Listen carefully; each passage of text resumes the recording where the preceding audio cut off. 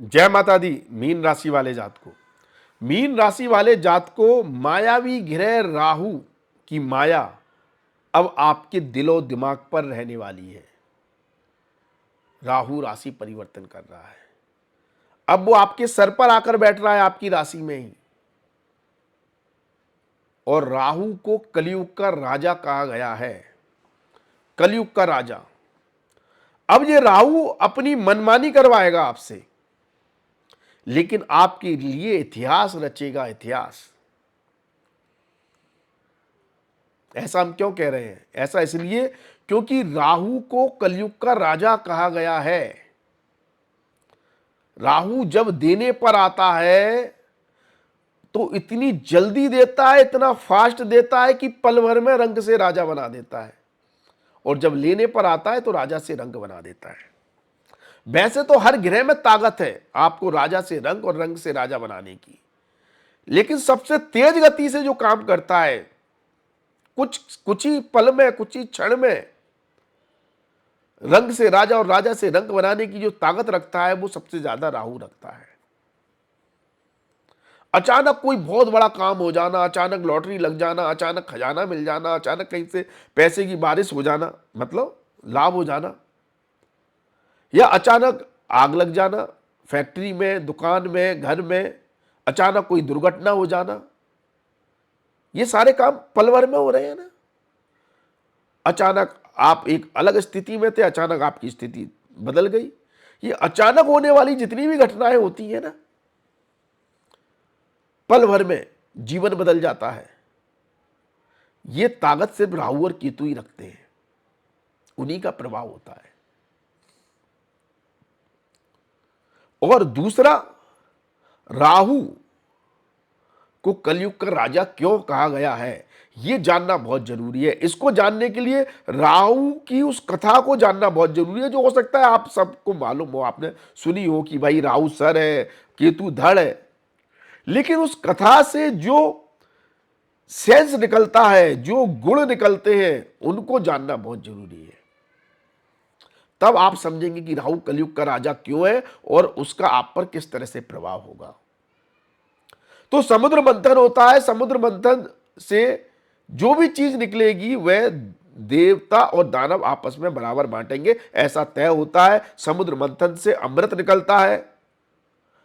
अब देवता लोग सोचते हैं कि यदि अमृत हमने असुरों को पिला दिया तो फिर अधर्म का साम्राज्य हो जाएगा, अधर्म फैल जाएगा, धर्म का नाश होगा, ये तो नहीं होना चाहिए। तो फिर देवता लोग डिसाइड करते हैं, नहीं, अमृत हम असुरों को नहीं पिलाएंगे। तो भगवान विष्णु मोहिनी का रूप धारण करते हैं और अपने मोहिनी रूप में सारे असुरों को वश में करते हैं और वो अमृत देवताओं को पिलाना शुरू कर देते हैं। लेकिन उन असुरों में से एक असुर होता है स्वरभानु, वो भगवान विष्णु की इस लीला को समझ जाता है। वो समझ जाता है कि देवता लोग कुछ चाल चल रहे हैं। उसे पेशेंस नहीं होता, उसे धैर्य नहीं होता कि उसका नंबर आएगा नहीं आएगा, उसे अमृत मिलेगा नहीं मिलेगा। इसलिए वो अपनी माया रचाता है, वो अपना रूप बदलता है, वो देवताओं का रूप धारण करता है और देवताओं की श्रेणी में जाकर बैठ जाता है। और भगवान विष्णु मोहिनी के रूप में जो होते हैं उसको अमृत पिला देते हैं, मतलब कुछ बूंदें उसके कंठ से नीचे उतर जाती है। जब तक सूर्य और चंद्रमा उसको पहचान जाते हैं और भगवान विष्णु को इशारा करते हैं कि ये तो असुर है, तो भगवान विष्णु सुदर्शन चक्र लेकर उसका सर धड़ से अलग कर देते हैं। सर उसका राहु कहलाता है, धड़ केतु कहलाता है। चूंकि उसने अमृत पान कर लिया था इसलिए अमर हो जाता है। तो बाद में ब्रह्मा जी उसको ग्रहों में स्थान दे देते हैं, राहु केतु का। इस कथा का मतलब क्या है? इस कथा का मतलब यह है कि जिस माया जाल में सारे असुर फंस गए उसमें राहु केतु नहीं फंसा, मतलब स्वरभानु नहीं फंसा। जो चीज कोई नहीं समझ पाया वो ये राक्षस समझ गया, ये असुर समझ गया कि भगवान विष्णु कोई लीला रच रहे हैं, और उसे पेशेंस नहीं रहा, उसने कोई धैर्य नहीं रखा, उसे जुनून था, उसको ऑब्सेशन था कि उसे अमृत पान करना है। उसके लिए उसने साम दाम दंड भेद अपनाया, माया रची, अपना रूप बदला, देवताओं की श्रेणी में गया और अमृत पान कर लिया। आज के कलयुग में भी हर इंसान का यही रूप है। हर इंसान शॉर्टकट में सब कुछ प्राप्त करना चाहता है। तुरंत धनवान बनना चाहता है, तुरंत मालामाल बनना चाहता है, तुरंत स्टेटस प्राप्त करना चाहता है, फेम प्राप्त करना चाहता है, लोग उसकी तारीफ करें, उसको अटेंशन दें, उस पर ध्यान दें, उसका वर्चस्व हो। और इसके लिए वो हर तरह का साम दाम दंडभेद अपनाने को तैयार है, हर तरह की पॉलिटिक्स करने को तैयार है, हर तरह की राजनीति करने को तैयार है, हर किसी की टांग खींचने को तैयार है, उसका भला हो, उसका लाभ हो।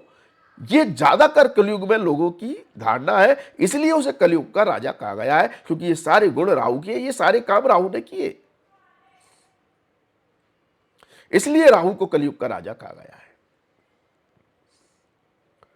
अब राहु जो ऑब्सेशन है, जो जुनून है, जो कुछ प्राप्त करने के लिए किसी भी हद तक जा सकता है, हर तरह के हथकंडे अपना सकता है, वही राहु अब राशि परिवर्तन कर रहा है। और मीन राशि वाले जातकों पर इसका क्या प्रभाव होना है, इसकी चर्चा करते हैं। देखिए, अभी वर्तमान में राहु आपकी राशि से धन भाव में बैठा हुआ है, धन भाव में पिछले 17-18 महीने से धन भाव में गोचर कर रहा है। और अब ये राशि परिवर्तन करके 31 अक्टूबर के बाद आपकी राशि पर आने वाला है, मतलब आपके सर पर आने वाला है। तो पहले ये समझते हैं कि धन भाव पर बैठकर राहु कर क्या रहा था पिछले 17-18 महीने से आपके लिए। तो भाई, अगर आपको धन को लेकर पिछले 17-18 महीने में आपकी धन स्थिति में अगर बहुत ज्यादा उतार चढ़ाव आए हो, लालच के कारण, लोभ के कारण या किसी भी कारण से आपका पैसा आपके पास ना टिका हो, पैसा बर्बाद हो गया हो, या तो आपकी गलती से या आप दूसरों के षड्यंत्र में आकर आपका पैसा लुट गया हो, या आपने ही कोई जाल बिछाया हो, उसमें आप खुद फंस गए हो, शेयर मार्केट, सट्टा, लॉटरी, जुआ वगैरह आदि में पैसा आपका बर्बाद हो गया हो, या दूसरे किसी भी गलत काम में आपका पैसा बर्बाद हो गया हो, या किसी ने आपका पैसा हड़प लिया हो, या आपको खुद ही अपनी गलतियों से आपने व्यापार में पैसा लुटा दिया हो, या कहीं पर इन्वेस्ट किया गया करा हो, वहां पर पैसा डूब गया हो, तो ये सारी स्थिति राहु बना रहा है पिछले 17-18 महीने से मीन राशि वाले जातकों के लिए, जिनकी जन्म राशि, नाम राशि या लग्न राशि मीन है।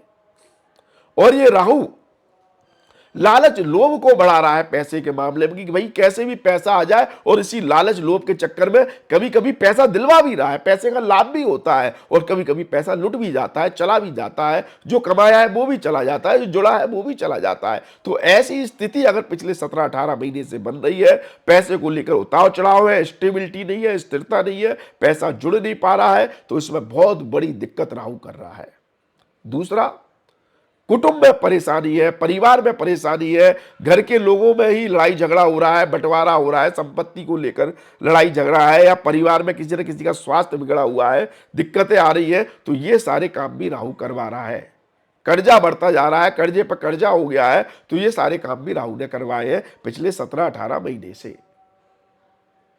अब राहु इन सब चीजों से आपको आजाद कर रहा है 31 अक्टूबर के बाद। मतलब धन स्थिति को लेकर जो अनस्टेबिलिटी है, वो अनस्टेबिलिटी कहीं ना कहीं खत्म होगी। अब एक स्थिरता देखने को मिलेगी, अब पैसा जोड़ने में सक्षम रहेंगे, लालच वगैरह थोड़ी कम होगी, ऑब्सेशन थोड़ा कम होगा। अब हो सकता है आप सही तरीके से पैसे को जोड़ पाए, और कुटुंब में, परिवार में, स्वास्थ्य को लेकर आपके परिवार के सदस्यों में थोड़ा इंप्रूवमेंट आएगा, लाभ मिलेगा। लेकिन अब आगे आने वाले 18 महीने के लिए क्या कर रहा है? देखिए, आगे आने वाले 18 महीने के लिए राहु मेहरका आपके सर पर आकर बैठेगा। अब आपकी राशि में गोचर कर रहा है, यहां से वो पंचम भाव को देखेगा, नवम भाव को देखेगा, और सप्तम भाव पर इसकी दृष्टि होगी। तो अब राहु क्या करेगा? देखिए, राहु आपकी राशि में आकर बैठ गया, तो अब आपका पूरा ध्यान अपने स्टेटस पर, मतलब अपनी अभिव्यक्ति, अपने मान सम्मान, अपनी प्रेस्टीज, अपनी वैल्यू पर आकर रुक जाएगा। मतलब राहु चाहेगा कि लोग आपको अटेंशन दें, लोगों का ध्यान आपकी तरफ जाए। राहु क्या है? लीडरशिप क्वालिटी देता है जब राशि में आ जाता है। तो अब राहु आपसे कुछ ऐसी हरकतें कराएगा, लोग आपकी नहीं सुनते तब भी आप कुछ भी, आपके एक्सप्रेशन, आपकी अभिव्यक्ति, आपकी एक्टिविटी, आपके बोलने का तरीका ऐसा होगा कि लोगों का ध्यान आपकी तरफ आए। आप कुछ भी प्रॉमिस कर देंगे लोगों के बीच में, इस काम को मैं कर दूंगा, और आप करने की कोशिश भी करेंगे। जो काम कोई दूसरा व्यक्ति मान लो 10 दिन में कर रहा है, आप उस प्रॉमिस कर देंगे मैं 8 दिन में करके दे दूंगा। जो काम काम कोई व्यक्ति 1 लाख में कर रहा है, आप प्रॉमिस कर देंगे मैं 80,000 में करके दिलवा दूंगा। उसके लिए आप जुगाड़ भी बिठा देंगे, उसके लिए आप सामदाम दंड भेद भी अपना लेंगे, उसके लिए आप हर वो काम कर लेंगे जिससे लोगों के बीच में आप अपनी एक वैल्यू, अपनी एक अभिव्यक्ति, अपनी एक प्रेस्टीज, अपना एक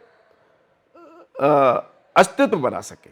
क्योंकि आपको अब ऑब्सेशन उसी का है कि जो लोग आपको इग्नोर करते आ रहे हैं, जो लोग आपको आपके ऊपर ध्यान नहीं देते हैं, वो लोग आपकी लीडरशिप क्वालिटी को माने, आपकी वैल्यू को माने, आपके ऊपर ध्यान दें, आपकी लीडरशिप क्वालिटी को एक्सेप्ट करें। और ये चीज उन लोगों के लिए बहुत बढ़ जाएगी जो नौकरी करते हैं, लीडर पोजीशन पर है या मैनेजर पोजीशन पर है, और आपको लगता है कि आपके कलीग, आपके नीचे काम करने वाले, आपके साथ काम करने वाले आपकी सुनते नहीं है, या बॉस आपकी वैल्यू उतनी नहीं करता, या आप व्यापारी है तो व्यापार में आपको लगता है कि भाई मतलब आपके ऊपर अगर व्यापार में आपके पिता है या परिवार का कोई सदस्य है, वो सोचता है कि मैं व्यापार सही चला पा रहा, तो आप कुछ ना कुछ प्रूव करने की कोशिश करेंगे कि आप सब लोगों से बेहतर हैं, आप में सब लोगों से ज्यादा बेहतर क्वालिटी है।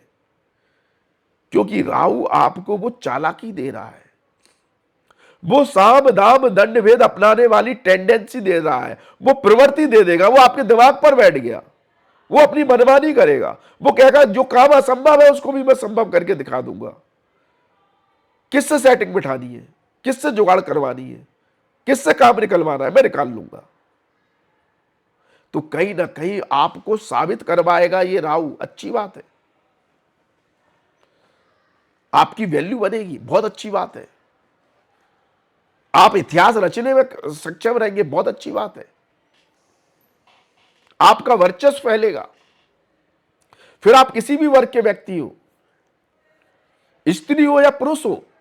स्त्री है तो हो सकता है कि घर में आप अपनी एक वैल्यू बना पाए, अपने तरीके से, अपने उससे आप अपना एक लोहा बनवा पाए कि भाई मैं घर की व्यवस्थाओं को कितनी अच्छी तरह से संभालती हूँ। या आप वर्किंग है तो भाई ऑफिस में या व्यापार में आप अपने आप को साबित कर पाए कि भाई जो आपको वैल्यू नहीं कर रहा, वैल्यू दे कि मैंने ये अचीव करके दिखाया है। ये टेंडेंसी हो, ये काम करवाएगा राहु अगले 18 महीने में आपसे। पुरुष है तो उनसे करवाएगा। कहीं ना कहीं क्लेवर माइंड इतना बढ़ा देगा, चालाकी इतनी बढ़ा देगा कि जो नहीं है वो भी लोगों को दिखवा देगा। क्योंकि राहु भ्रम है, इल्यूजन है, इल्यूजन पैदा कर देगा। कुछ नहीं है तब भी लोगों को लगेगा हाँ यार ये तो कुछ है। तो फिर राहु में गलत क्या है? गलत ये है कि राहु भ्रम है। जब लोगों के सामने से वो पर्दा हटेगा ना, जैसे आप एक रंगीन चश्मा पहन लेते हैं तो आपको दुनिया रंगीन दिखाई देने लगती है। राहु चश्मा है, वो गोगल है कलर वाला। आप जैसे ही वो चश्मा उतरेगा आपको दुनिया दूसरे रंग की दिखाई देगी, एक्चुअल में दिखाई देगी, नॉर्मल दिखाई देगी। राहु वो इल्यूजन पैदा करेगा, वो भ्रम पैदा करेगा। जो आप बनना चाहते हैं, जो आप लोगों को दिखाना चाहते हैं, वो लोग देखेंगे और आप दिखेंगे भी वैसे लोगों को। लेकिन जब वो इल्यूजन उतरेगा, जब वो चश्मा लोग उतारेंगे, तब उनको रियलिटी समझ में आएगी, यार ये आदमी बोलता कुछ है और करता कुछ है, ये है कुछ और निकला कुछ। लेकिन हो सकता है उस इल्यूजन को निकलने में 18 महीने लग जाए। 18 महीने बाद लोगों को पता चले कि नहीं नहीं यार ये तो सेल्फिश आदमी है। क्योंकि राहु सेल्फिश है। उसने ये नहीं सोचा कि सारे असुरों को अमृत मिल जाए, मेरे को मिल जाए। तो यहां पर राहु सबसे पहले अपना भला करवाएगा। मतलब आप मीन राशि वाले जातक सबसे पहले अपना स्वार्थ देखेंगे, अपना भला देखेंगे कि मेरा कुछ अच्छा हो जाए, मेरे को वैल्यू मिल जाए, मेरे को प्रेस्टीज मिल जाए, मेरा मान सम्मान हो जाए, मेरा स्टेटस बन जाए, मैं ये चीज अचीव कर लूं, मैं इस काम को कर लूं, मैं इस लीडरशिप क्वालिटी को बहुत अच्छी तरह से निभा लूं, लोग मुझे मानने लगे। ये चीज देगा। और उस आप पर अपनी एक वैल्यू बनाने के लिए कुछ भी गलत तरीका भी अपना सकते हैं, लोगों को के अंदर भ्रम पैदा कर सकते हैं, जैसे नेता राजनेता करते हैं। राहु तो राजनीति का ही कारक है ना, राजनेता वगैरह वही तो करते हैं। ये प्रॉमिस कर दिया, वो प्रॉमिस कर दिया, मैं ये करूंगा, मैं वो करूंगा। अब एक्चुअलिटी जब आएगी आएगी आपके सामने, नहीं किया तो 5 साल बाद ही तो आप जाके भाई उस नेता से बदला लेंगे, मतलब उसको वोट नहीं देंगे। लेकिन 5 साल तक तो राहु का राज हो गया ना। वही है कि 18 महीने राहु आपको राज करवाएगा। रियलिटी कौन फेस करवाएगा? रियलिटी फेस करवाएगा शनि, क्योंकि आपके ऊपर 7.5 चल रही है और अप्रैल 2025 में शनि यहां पर आ जाएगा। वो कर्म का कारक ग्रह है। वो राहु के द्वारा जो भी आप कर्म करेंगे उसका फल शनि दिलवाएगा। तो यदि आपने भ्रम पैदा किया, यदि आपने झूठ बोला है, यदि आप जिस चीज को रिजर्व नहीं करते हैं, आप जिस काम में सक्षम नहीं है, उस काम का प्रॉमिस करके या झूठ बोलकर आप उस काम को करते हुए आ रहे हैं, उससे आपने वैल्यू कमाई है, तो शनि आकर नहीं रियलिटी दिखा देगा। फिर जो 7.5 का प्रभाव होगा ना जो आप पर, मिडिल 7.5 का, उसमें आपको रियलिटी पता चल जाएगी। बॉस को समझ में आ जाएगा कि आप किस स्तर के आदमी हो, फिर उस स्तर पर आप आके बॉस आपको खड़ा कर देगा। परिणाम मिलेंगे आपको अप्रैल 2025 के बाद। लेकिन राहु अभी आपको लाभ देगा, स्टेटस देगा। तो कहने का मतलब यह कि आप बहुत ज्यादा भ्रम भी पैदा ना करें, लोगों को बहुत ज्यादा मूर्ख भी नहीं बनाए। हाँ, थोड़ा डिप्लोमेटिक हो, थोड़ा चालाक हो, थोड़ा साम दाम दंड भेद अपनाए, क्योंकि यह कलयुग है, यहां पर कुछ काम ऐसे ही बनते हैं। लेकिन इतना भी नहीं कि आप कुछ भी नहीं कर रहे हो और भूमिका ऐसी बना रहे हो कि आप ही सब कुछ कर रहे हो, आप ही राजा हो। अगर ऐसी कुछ गलतफहमी ज्यादा पैदा करेंगे तो फिर शनि रियलिटी दिखा देगा, राहु तो नहीं दिखाएगा। राहु तो अभी आपको टॉप क्लास में ले जाएगा। 18 महीने के लिए अच्छी स्थिति है। राहु खराब क्या करेगा? देखिए, आपकी राशि में है तो गलत आदतों, गलत चीजों के कारण आपके स्वास्थ्य को खराब कर सकता है, आपके हेल्थ इश्यूज दे सकता है, गलत लोगों के बीच में जाकर आपका स्टेटस खराब कर देता है। देखो, वैल्यू तो बना रहा है, राहु को मतलब नहीं है आप बदनाम होकर आपको नाम मिल रहा है या आपको सही काम करके नाम मिल रहा है। वो नाम दे रहा है, वो अटेंशन चाहता है। तो उस चीज को भी समझना बहुत जरूरी है। राहु की दृष्टि पंचम भाव पर भी है, नवम भाव पर भी है और सप्तम भाव पर भी है। तो ऐसी स्थिति में संतान से, पिता से और पत्नी से भी संबंध खराब कर सकता है, या उनके साथ रिलेशंस ऐसे हो सकते हैं जहां आपकी एक्सपेक्टेशन बहुत ज्यादा हो सकती है। आपकी संतान की आपसे, आपकी पत्नी की आपसे, आपके पिता की आपसे और आपकी उन लोगों से, जो हो सकता है फुलफिल होती हुई नजर नहीं आएंगी। तो फिर ये राहु दिक्कत दे देगा, तो फिर ये राहु समस्या दे देगा। समझ रहे हैं? ये रिश्ते खराब कर देगा, या कहीं ना कहीं जीवन साथी, पिता या संतान के स्वास्थ्य को लेकर कंसर्न या उनके कैरियर को लेकर कंसर्न, चिंताएं बढ़ाएगा। ये समस्याएं यहां पर राहु दे सकता है। ऐसी स्थिति ये राहु जरूर बना सकता है। लेकिन आपका स्टेटस बढ़ाएगा, आपकी वैल्यू बढ़ाएगा, आपको एक मतलब मान सम्मान दिलाने की कोशिश यहां पर राहु जरूर करेगा। आपके लिए इतिहास जरूर रचेगा, फिर चाहे आपको सेल्फिश बनाए, खुदगर्ज बनाए, जो भी करे। राहु के उपाय करने हैं तो भगवान शिव की आराधना करना सबसे बेस्ट उपाय होता है। आप शिव आराधना करें, आप शिवलिंग के ऊपर डेली दूध और जल से अभिषेक करें, महामृत्युंजय मंत्र का जाप करें, गायत्री मंत्र का जाप करें, या ओम नमः शिवाय मंत्र का जाप करें, शिव आराधना करें। डेली संभव नहीं है, सोमवार को जरूर करें। इससे आप राहु केतु की एनर्जी को कंट्रोल कर सकते हैं। बाकी आपको कोई भी समस्या है तो आप अपनी कुंडली हमें दिखवा सकते हैं। उसके लिए आप हमारे व्हाट्सएप नंबर 9901376633 पर आप जय माता दी लिखें। आप इस पर जैसे ही जय माता दी लिखेंगे आपको एक ऑटो रिप्लाई मैसेज मिलेगा जिसमें हमारी फीस की जानकारी दी हुई है। यह एक पेड सर्विस है, फीस जमा कर अपॉइंटमेंट लेकर आप हमसे बात कर सकते हैं। आप वीडियो को शेयर करें, शेयर करने से आप दूसरों को फायदा पहुंचाते हैं, जिससे आपकी ग्रह स्थिति अच्छी होती है। जैसे हम वीडियो बनाकर आपसे शेयर कर रहे हैं, आपको एक मार्गदर्शन दे रहे हैं, उसी तरह आप वीडियो शेयर कर दूसरों को फायदा पहुंचाकर अपने ग्रह स्थिति को बेहतर बना सकते हैं। तो वीडियो को शेयर करें। वीडियो पसंद आता है लाइक कमेंट अवश्य करें और चैनल को सब्सक्राइब कर ले, बेल आइकन दबाना ना भूलें। बेल आइकन दबाकर आप हमारे साथ अपना एक रिश्ता बना लेते हैं। यदि कल को आप हमें कुछ दिन बाद भूल भी जाएंगे तो आपको हमारे समय समय पर नोटिफिकेशन मिलते रहेंगे, हमारा एक संबंध बन जाएगा, रिश्ता बन जाएगा, जिससे हम जुड़े रहेंगे। तो बेल आइकन जरूर दबाएं। आज के लिए बस इतना ही, अगले वीडियो में फिर मुलाकात होगी। धन्यवाद, थैंक यू, जय माता दी, माता रानी आपका कल्याण करे। धन्यवाद दोस्तों।